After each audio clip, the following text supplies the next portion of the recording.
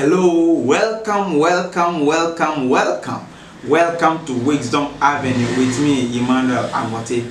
So what is Wisdom Avenue all about? Wisdom Avenue is a program that has been designed to provide you with timeless information and opportunities to help you be able to survive, succeed, and above all, live a significant life. So we shall be coming your way with different videos that are meant to help you move yourself from one level to the other. And today I am continuing my series I'm doing with you on how to register your business. So my video is focused on how to get your business registered in Ghana, and this one will focus on the pre-registration process. What exactly you are supposed to do before you complete the registration form. But let me quickly inform you that this particular program is proudly sponsored by Crispus Ghana Limited. Crispus Ghana Limited is a business consulting, designing, branding, general printing, commissioner for oath, and a business management software company located in Accra. It is made up of professionals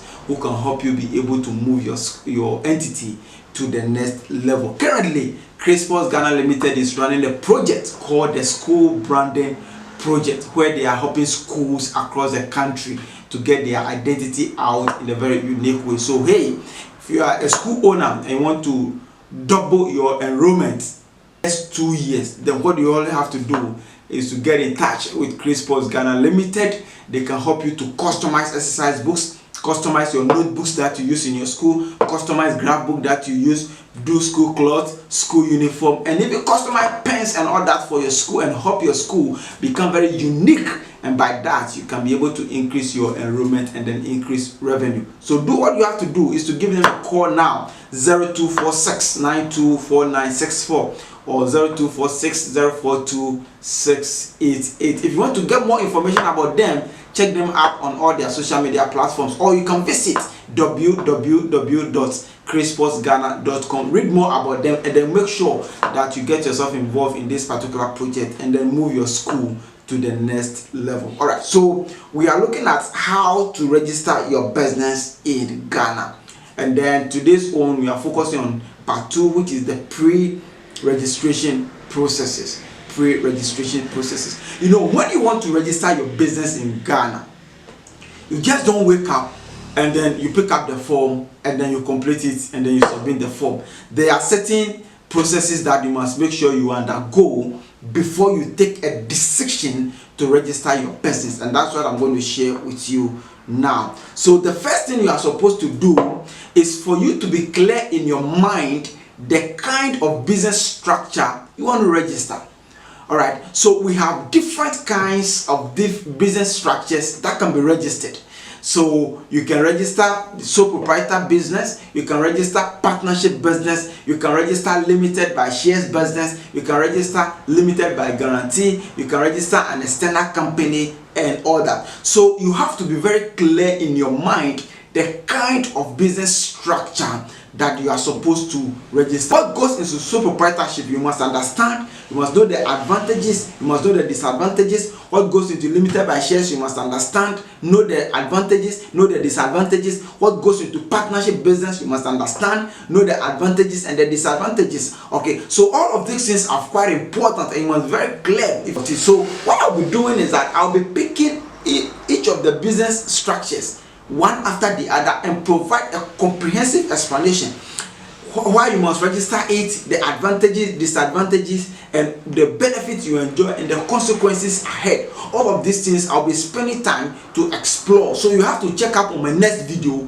on that. All right, but first what I want you to know is that you must be very clear in your mind the kind of business structure you want to register for yourself. The second thing is that you must be able to choose a business name.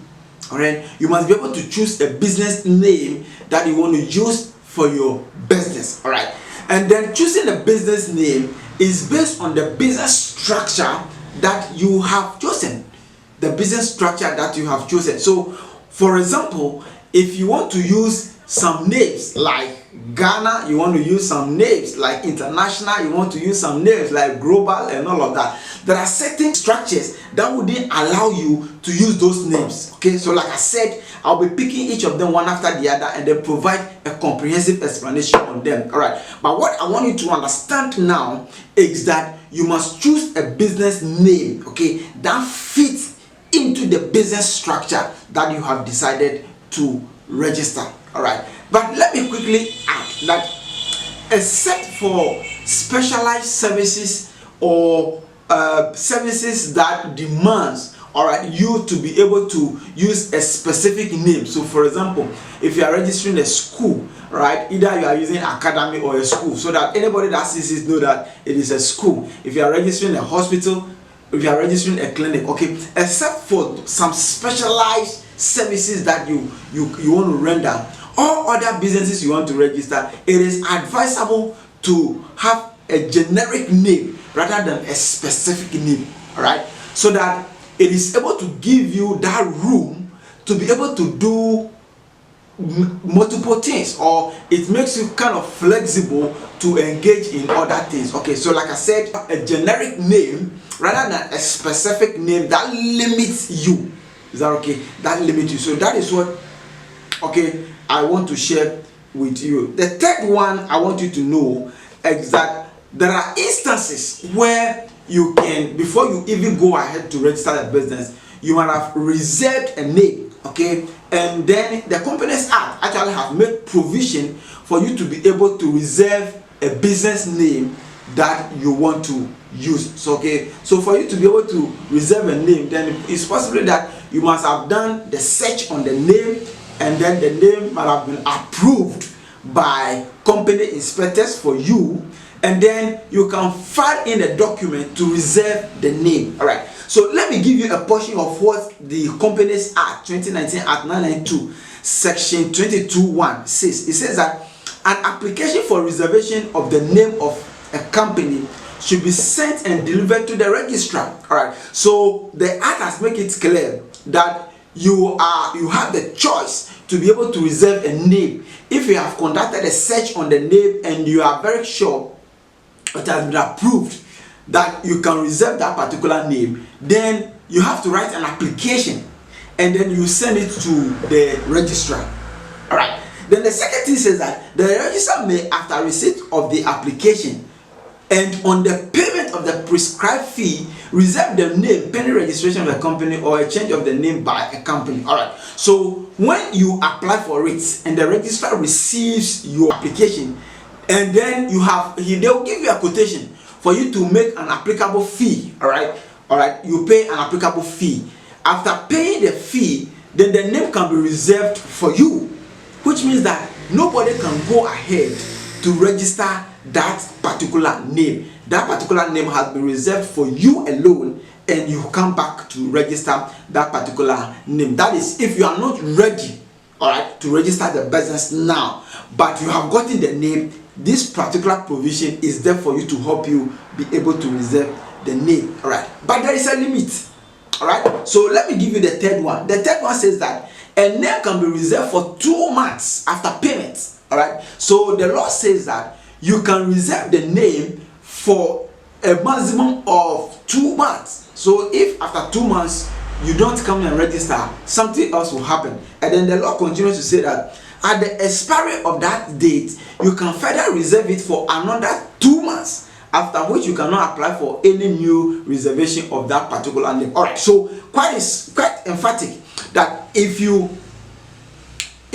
apply to reserve a name, okay, the name will be reserved for you for 2 months, and then after expiration of that 2 months, you are further required to file in for another reservation which will last for another 2 months.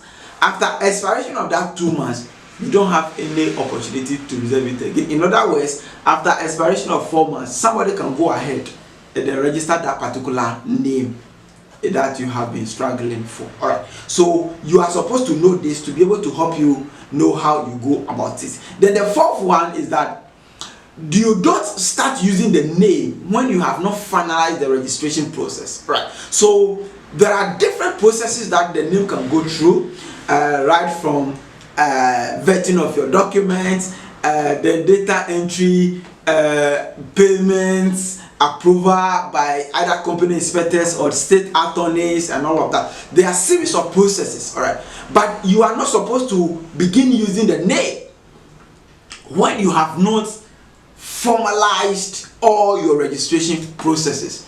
And it happens all the time. Sometimes people can they have started using the name already and they want to register, and you want to register the name, but the system is telling you that you can't register the name. And sometimes you are pissed off because you think that you have used the name for a very long time and that name must be given to you. And it happens most often with our religious bodies, that somebody have used the name for a very long time, maybe 5 years, 6 years. He has projected the name, and the person comes to you to actually help him or her register his or her church, and the person is telling you, this is a confirmation from God. God has given me the name. All right, but if God has given you the name, then quickly you must register it. But are you getting it? So we have these cases that comes up almost all the time. All right, so don't start using the name when you have not finalized the reservation of the name. Even when you have even reserved the name, you are not at liberty to start even using the name, because there are series of things that can happen and that can actually test that particular name. All right, so you are supposed to know all of these things that will be able to help you formalize your registration. All right, so in my next video I'll be taking time to talk to you about the registration itself. What exactly must you do to complete the form, or what are the necessary details you must gather to be able to complete the form and then get your business registered. My name is Emmanuel Angmortey. It has been Wisdom Avenue. Thank you for watching. Please, if you are done, kindly share it so that people around the world will be able to watch this particular video, and then head on to my YouTube channel, Crispus TV, so that you subscribe, hit the notification bell, so that anytime I upload a new video, you'll be the very first person to be notified. And I promise you that as you subscribe, you'll be getting exciting content that will help you move yourself from one level to another. Thank you so much for watching, and I'll catch you some other time. Thank you.